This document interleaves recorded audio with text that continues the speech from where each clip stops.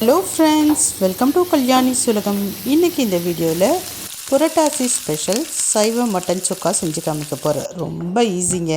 First இதுக்கு ஸ்பெஷலான மசாலா பொடி ரெடி பண்ணணும். ரெடி பண்ணிடலாம்.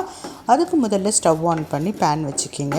அதில் 1 ஸ்பூன் அளவுக்கு மிளகு, 1/2 ஸ்பூன் அளவுக்கு சீரகம், 1/2 ஸ்பூன் அளவுக்கு சோம்பு, 2 வரமிளகாயை சேர்த்து ட்ரை ரோஸ்ட் பண்ணி நல்ல தூளாக அரைச்சி ரெடியாக எடுத்து வச்சுக்கிங்க. இது அப்படியே இருக்கட்டும். இப்போ அதே பேனில் ஒரு 2-3 ஸ்பூன் அளவுக்கு ஆயில் சேர்த்துக்குங்க. ஆயில் சூடான பிறகு கொஞ்சமாக கடுகு பொரிய விட்டுக்குங்க. இதில் ஒரு 2 பச்சை மிளகாவை கீறிட்டு சேர்த்துக்கலாம். கூடவே ஒரு 2 பெரிய சைஸ் வெங்காயத்தை கட் பண்ணிவிட்டு சேர்த்துக்கலாம். நீல வாக்கில் மெல்லியதாக கட் பண்ணிவிட்டு சேர்த்துக்குங்க. இந்த வெங்காயம் ஓரளவுக்கு கண்ணாடி பதத்துக்கு வதங்கின பிறகு 1 ஸ்பூன் அளவுக்கு இஞ்சி பூண்டு பேஸ்ட்டு சேர்த்துக்கலாம். இஞ்சி பூண்டு பேஸ்ட்டு சேர்த்து மறுபடியும் நல்லா வதக்கிக்கலாம். வெங்காயத்தோட இஞ்சி பூண்டும் சேர்த்து நல்லா வதங்கி வரணும். இப்போ இது கூட ஒரே ஒரு பெரிய சைஸ் பழுத்த தக்காளி, நிறைய தக்காளி சேர்க்கணும் அப்படின்ற அவசியம் கிடையாது. ஒரே ஒரு தக்காளி பழுத்ததாக இருக்கணும், கட் பண்ணிவிட்டு சேர்த்துக்கலாம். இப்போ கொஞ்சமாக கல்லுப்பு, இந்த டிஷ்ஷுக்கு தேவையான அளவு கல்லுப்பு சேர்த்துக்கலாம். கொஞ்சமாக மஞ்சத்தூள் சேர்த்துக்குங்க. காரத்துக்கு 1 ஸ்பூனுக்கு கொஞ்சம் கம்மியாக குழம்பு மிளகாய் தூள் சேர்த்துக்குங்க. நம்ம ஸ்பெஷல் மசாலா அரைச்சிருக்கோம் இல்லைங்களா, அதை கடைசியாக சேர்ப்போம். அப்போ காரம் பேலன்ஸ் ஆகிடும். இப்போ இதை நல்லா வதக்கிக்கலாம்.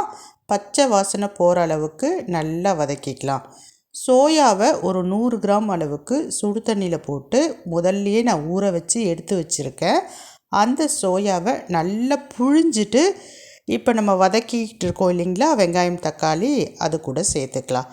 தண்ணி இல்லாமல் நல்லா புழிஞ்சிட்டு சேர்த்துக்குங்க. சேர்த்துட்டு நல்லா மிக்ஸ் பண்ணிக்கிங்க.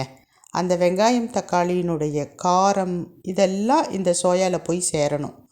இப்போ கொஞ்சமாக தண்ணி சேர்த்துக்குங்க. ஒரு 1/4 டம்ளர் அளவுக்கு தண்ணி சேர்த்து நல்லா மிக்ஸ் பண்ணிவிடுங்க.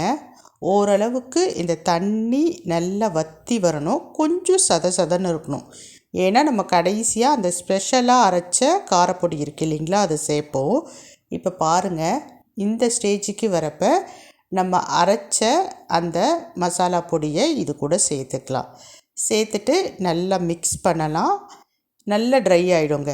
இந்த பொடி சேர்த்த பிறகு இந்த சோயா அதை நல்லா பார்த்திங்கன்னா சக் பண்ணிக்கும். நல்லா உறிஞ்சி ட்ரையாக ஆகிடும். அவ்வளோதாங்க, சூப்பரான சைவ மட்டன் சுக்கா ரெடி ஆகிடுச்சு. இதுக்கு இன்னொரு பேர் இருக்குது, பெப்பர் சோயா. சூப்பராக ரெடி ஆகிடுச்சு. சாப்பிட்டு பாருங்கள். இதை பார்த்திங்கன்னா வெஜ் பிரியாணி கூட வச்சு சாப்பிட்றப்ப ரொம்பவே அட்டகாசமாக இருக்கும். ரச சாதம், பருப்பு சாதம் கூடவும் சூப்பராக இருக்கும். ட்ரை பண்ணி பாருங்கள்.